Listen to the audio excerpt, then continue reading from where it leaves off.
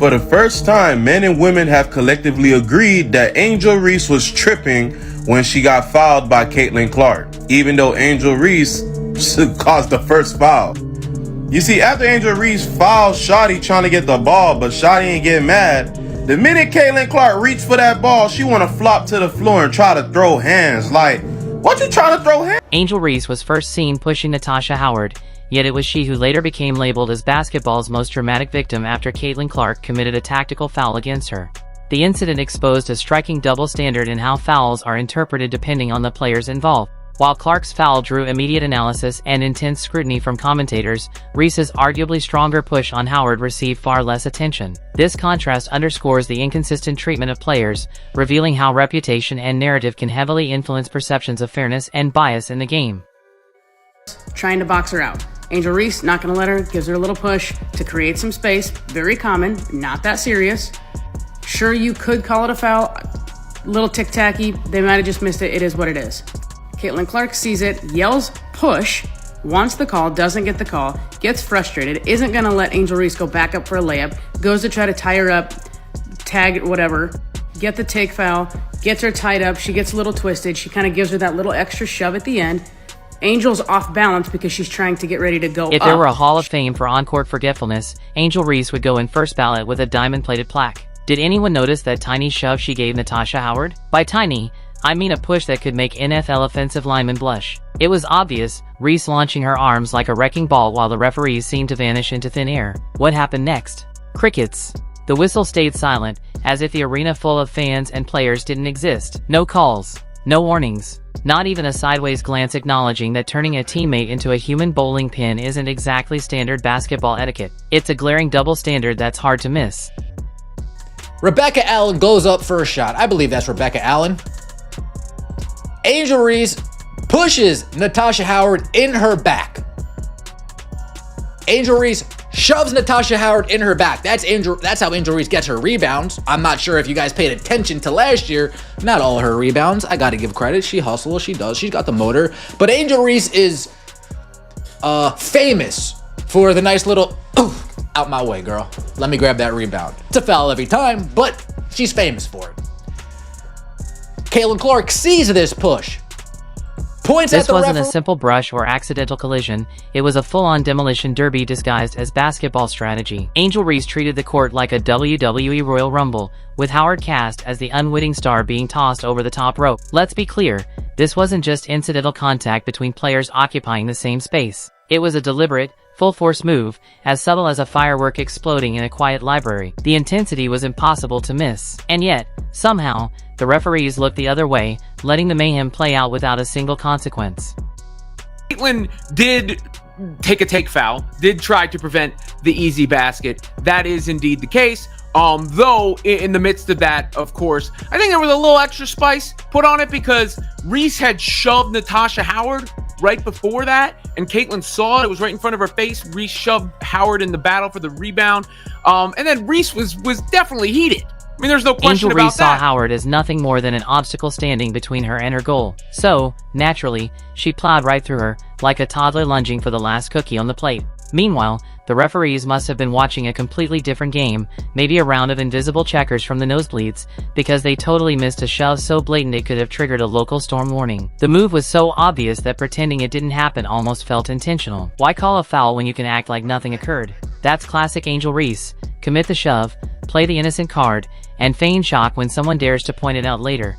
A flawless performance in the game of smoke, mirrors, and zero accountability.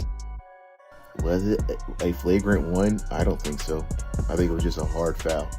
And I think Angel Reese overreacted.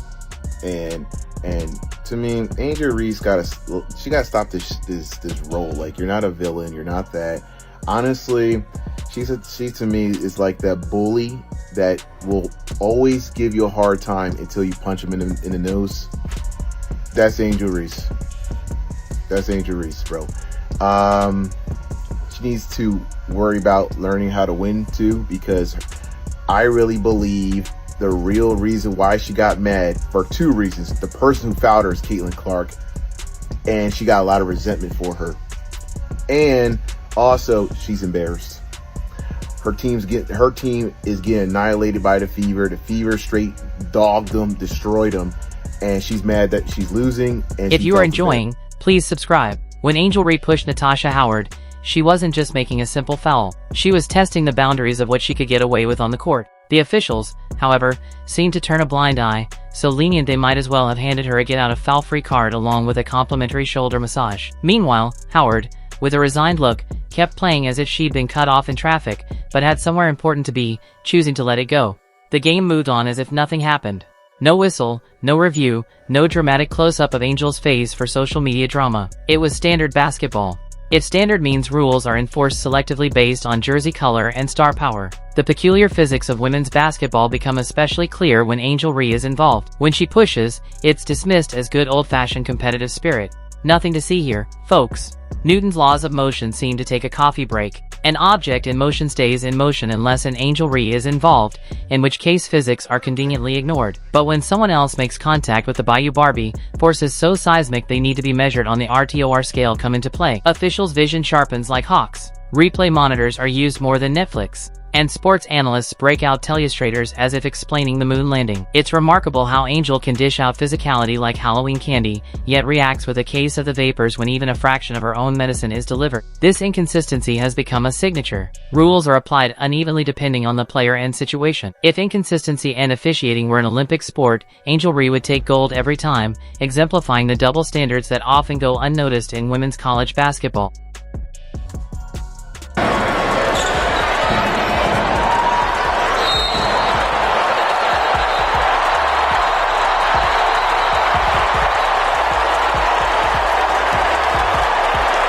Okay. Fever fans, way to boo. Warms my heart.